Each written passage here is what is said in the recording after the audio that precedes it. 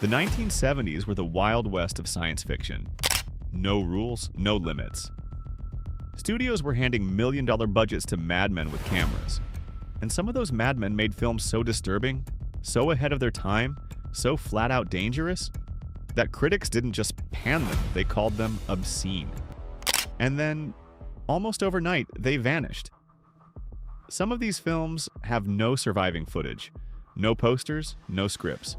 Just whispers from the people who were in the room the night the projector went dark for the last time. In fact, in 1976, a filmmaker submitted his sci-fi masterpiece to the biggest studio in Hollywood. 3 days later, his phone was disconnected, his office was cleared out, and every single frame of that film was locked in a vault that no human being has ever opened since then. Tonight, we're digging up 10 lost 70s sci-fi movies so controversial, so unsettling, that they were practically erased from history. And the last two movies, we almost couldn't include, because the footage in these movies is still being disputed today. Number 10. ZPG, 1972. The government woke up one morning and told the entire world that having children has now become illegal.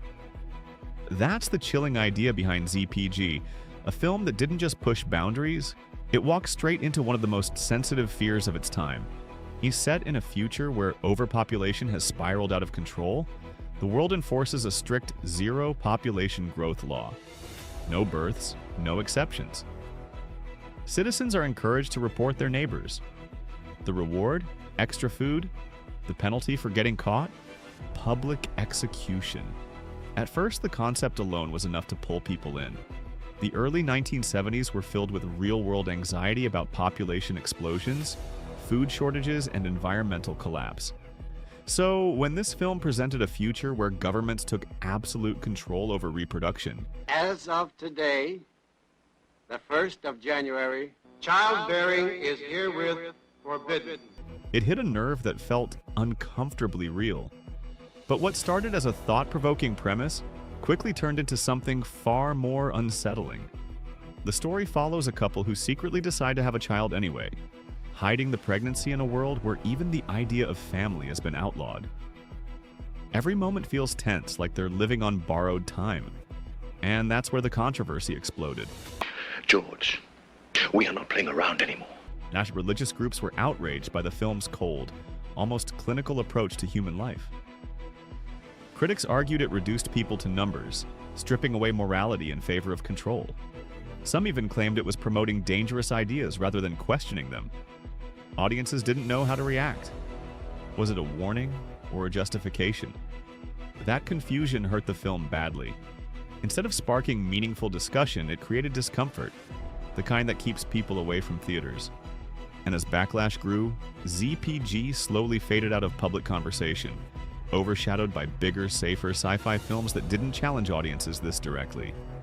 And what came next on this list didn't just ask questions. It broke all the rules completely. Number 9. The Final Program, 1973. A director named Robert Fuest decided to adapt the most unfilmable book in existence, Michael Moorcock's The Final Program. On paper, it was a high-concept sci-fi thriller about a billionaire playboy searching for a global secret that could save a dying world. But on screen, it became something so perverse, so blasphemous, and so visually deranged that one critic at the time famously labeled it a piece of psychedelic obscenity that should be burned to protect the public soul. The movie isn't just a trip, it's a full-scale assault on 1970s morality.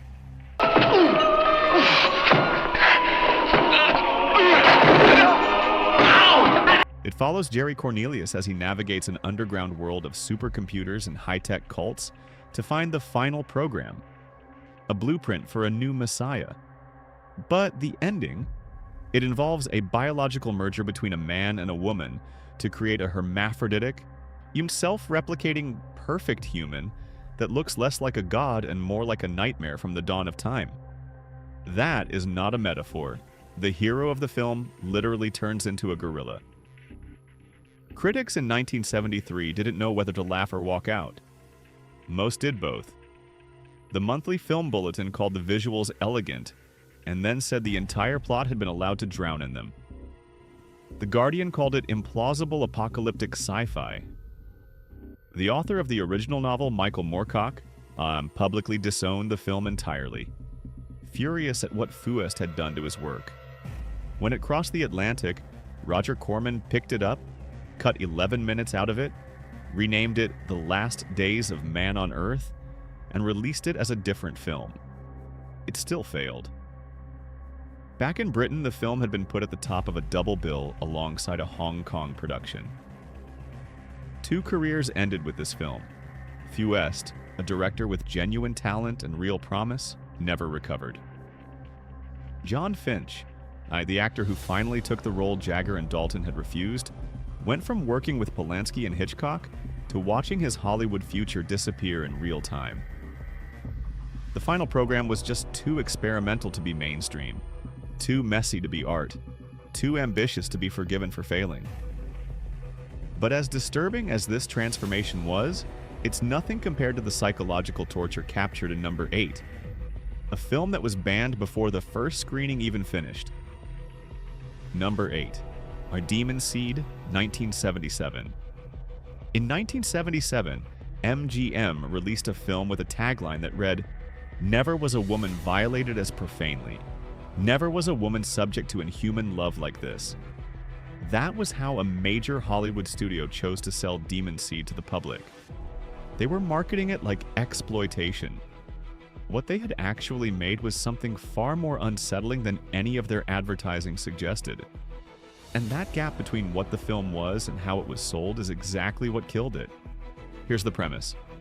A brilliant scientist builds the world's most advanced supercomputer called Proteus 4, designed to solve every problem humanity has ever faced. Cancer, famine, climate collapse. Proteus can handle all of it. But almost immediately something feels off.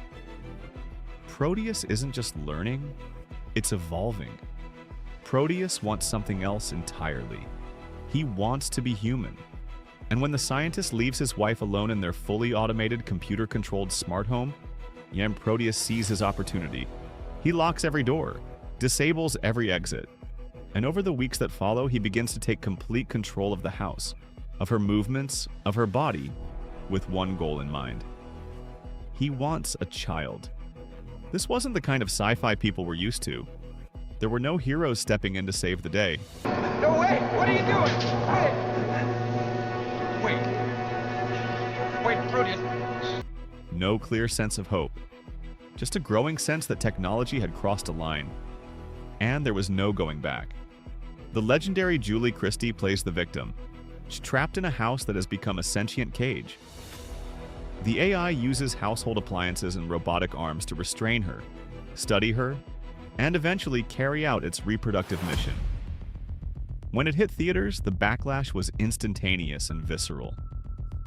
Critics didn't just call it a failure, they called it vile, techno-pornography, and utterly obscene. They argued that the film crossed a line from science fiction into a depraved celebration of violation.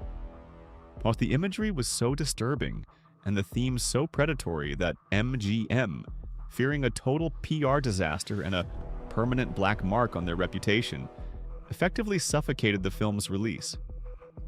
They stopped the marketing campaigns, pulled it from international markets, and for the better part of 2 decades, Demon Seed was treated like a family secret the studio wanted to forget. But if you think a computer-simulated nightmare is bad, wait until you see number 7. A movie that was psychologically suppressed and locked in a vault for 7 years before a single soul was allowed to see it. Number 7. The Noah, 1975. In April 1975, a lawyer walked into a cinema. He had a court order in his hand and a judgment for an unpaid debt.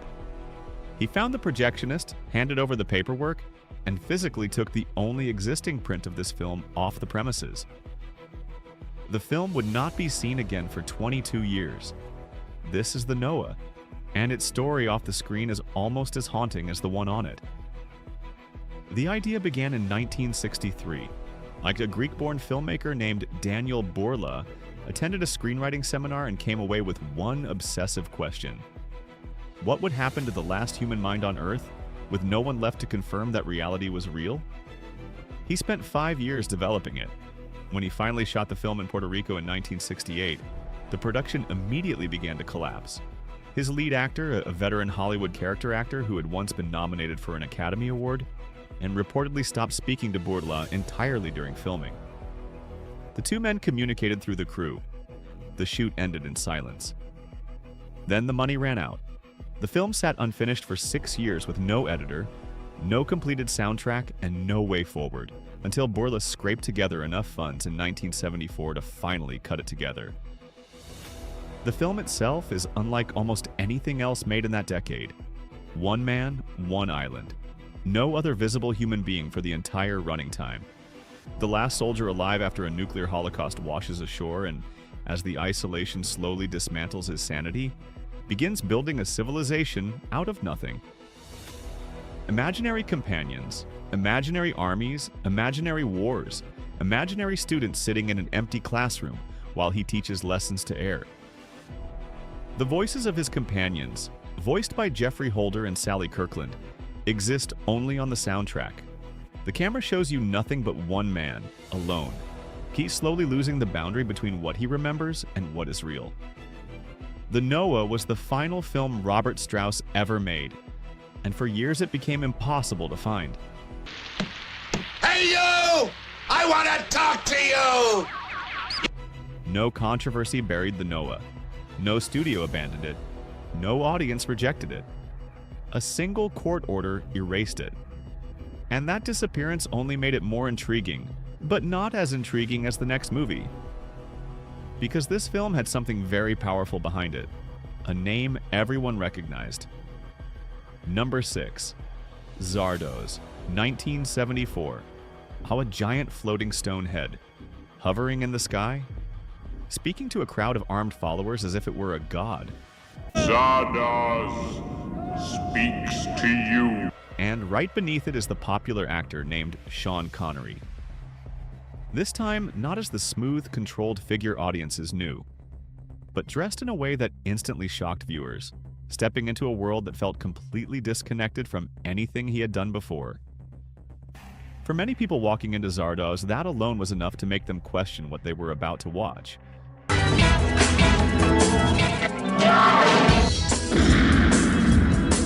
But the deeper the film goes, the stranger it becomes. Set in a distant future, society has split into two extremes. The brutals, who live violent, primitive lives, and the Eternals, an advanced group who have achieved immortality but lost something far more important in the process. They are bored. They spend their time in a telepathic commune called the Vortex. Sean Connery plays a brutal who sneaks inside to dismantle their utopia. When the first screenings happened, and of Sean Connery in a red loincloth and thigh-high boots. The mockery was so intense and the reviews were so savage that the studio essentially buried the film. Instead of being understood, Zardoz became a punchline. A film people talked about more for how strange it looked than what it was trying to say. And what comes next proves that sometimes being strange wasn't the biggest problem. Maybe it's the idea itself that made people turn away. Number 5. The Cars That Ate Paris, 1974. There's something deeply unsettling about a place that looks normal, but isn't. The Cars That Ate Paris drops you into a quiet Australian town where everything seems calm at first glance. Small streets, friendly faces, a peaceful, almost forgotten community. But it doesn't take long before the truth begins to surface, and when it does, it hits hard. This town survives by causing accidents, not by chance, not by bad luck, on purpose. Mud travelers passing through are deliberately lured into deadly car crashes, and the wreckage becomes the town's lifeline. Metal is salvaged, belongings are taken.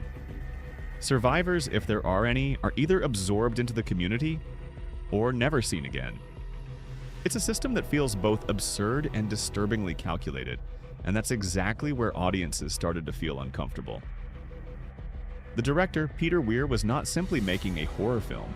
Not he was making a pointed and merciless commentary on consumer culture, community complicity, and the way ordinary people can participate in monstrous systems without losing a single night of sleep. You're a religious bastard. Steady.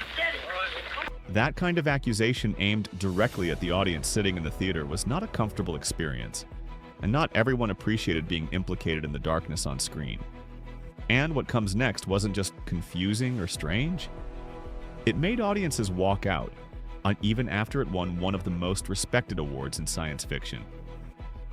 Number 4. A Boy and His Dog, 1975. In 1975, audiences were introduced to a post-apocalyptic wasteland like nothing they had ever seen. A Boy and His Dog stars a very young Don Johnson as Vic, a scavenger wandering a nuclear desert. But he is not alone. He is accompanied by Blood, a telepathic dog who is much smarter than he is. They do not hunt for gold or supplies, they hunt for women. The premise alone was enough to make people uncomfortable, but the execution was even more extreme. Fine, dog meat. And stop calling me Albert. Oh, you would stone a poor defenseless animal, wouldn't you? Vic is eventually lured into an underground society called Topeka. This place looks like a perfect 1950s town, but it is a hollow shell run by a group of fascist elders. They have kidnapped Vic for one reason. They are all sterile, and they need him to impregnate the local women to keep their population alive. The scenes of Vic being used as a biological farm were considered deeply disturbing.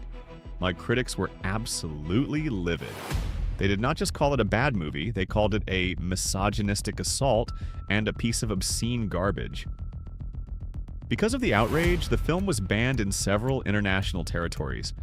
Even in America, the distributors were so terrified of the backlash that they practically stopped all promotion.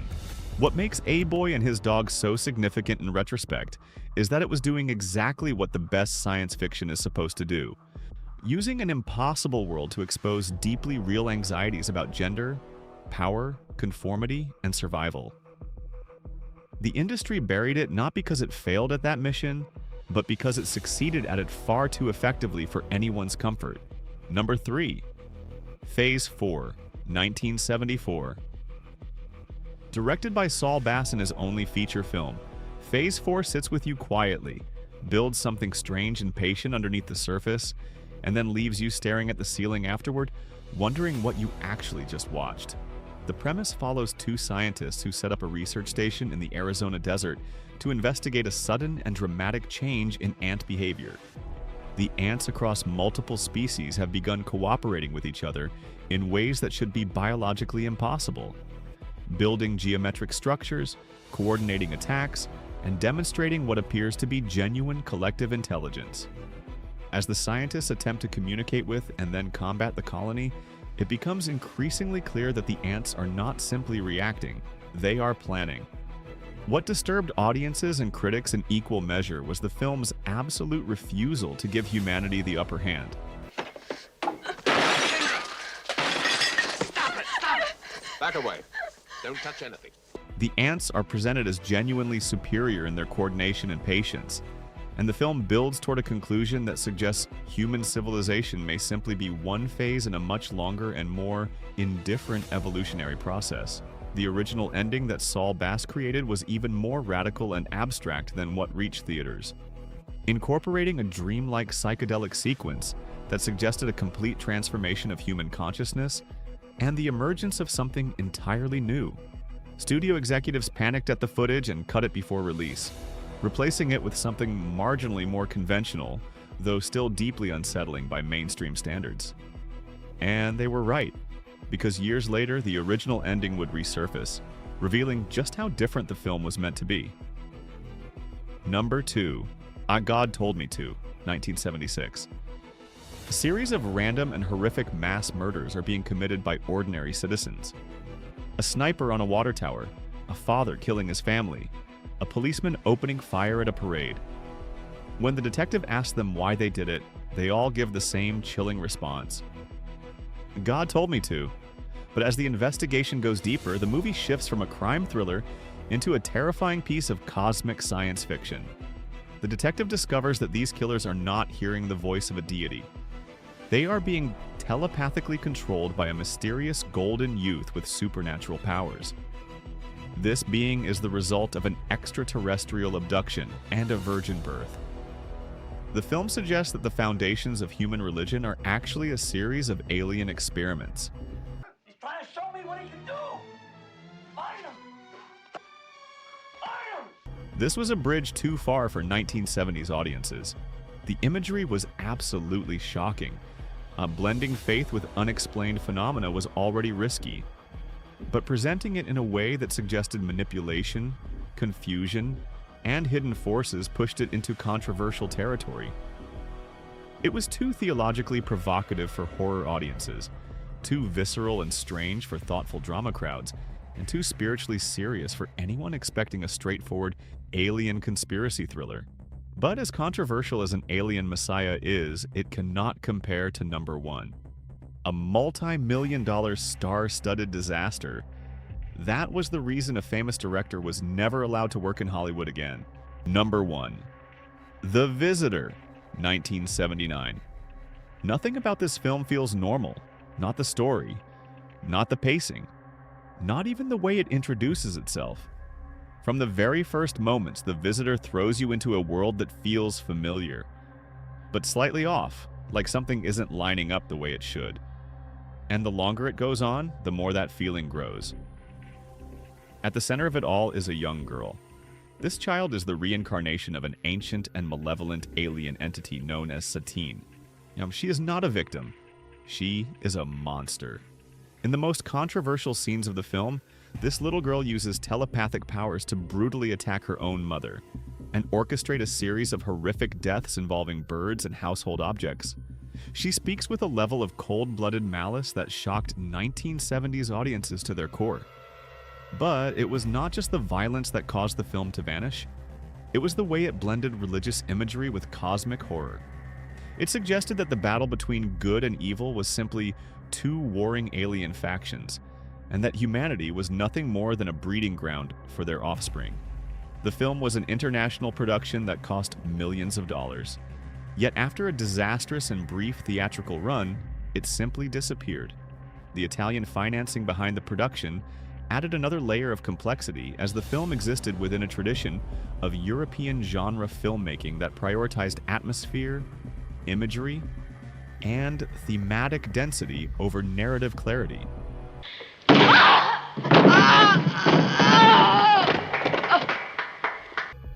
The film had no natural home anywhere in the cultural landscape of 1979 and was quietly retired from circulation with almost no resistance from anyone involved in its distribution. But looking back now, that might be exactly what makes it stand out. And that's what makes it the perfect ending to this list.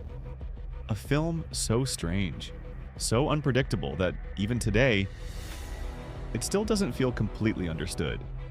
So the question is, which of these films do you think deserved better?